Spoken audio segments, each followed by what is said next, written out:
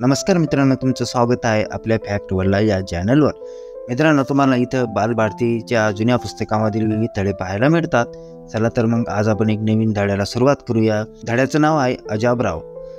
अजाबराव सकाळी उठले, बाहेरच्या ओटीवर आले आणि तळपायाला पट्ट्या बांधू लागले. बांधताना आई ग म्हणून जोराने कणवू लागले. त्यांचा नोकर झाडांना पाणी घालत होता. मालक सकाळी उठून तळपायाला पट्ट्या बांधत आहेत हे त्याने पाहिले. तो त्याच्याकडे गेला आणि म्हणाला, तळपायाला पट्ट्या का बांधता? काय झालं तळपायाला? अजबरावांनी चेहरा खूपच गंभीर केला. नोकर अधिकच घाबरला. काहीतरी भयंकर लागले असावे असे त्याला वाटले. तो मालकाच्या पायाकडे पुन्हा बारकाईने पाहू लागला, पण कुठेही काही खर चटल्याचे देखील दिसेना. कुठे एवढं रक्त दिसेना. नोकराने पुन्हा विचारले, मालक असं काय लागलं हो? अजबराव रडका सूर काढून म्हणाले, तू मला हसशील, मला वेडा म्हणशील. नाही, मी तुमचा नोकर, मी तुम्हाला कसा वेडा म्हणेन? मला तुमच्या इतका शहाणा दुसरा कुणी कधी आढळलंच नाही.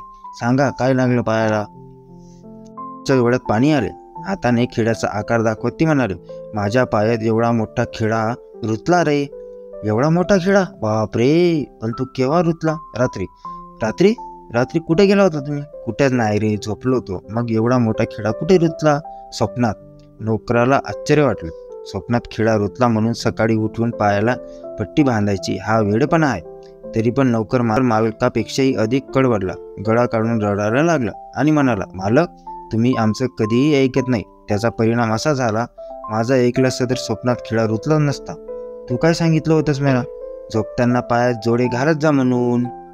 मित्रांनो, तुम्हाला हा मनोरंजक पाठ कसा वाटला कमेंट करून नक्की सांगा. चला तर भेटूया आपण पुढच्या व्हिडिओमध्ये.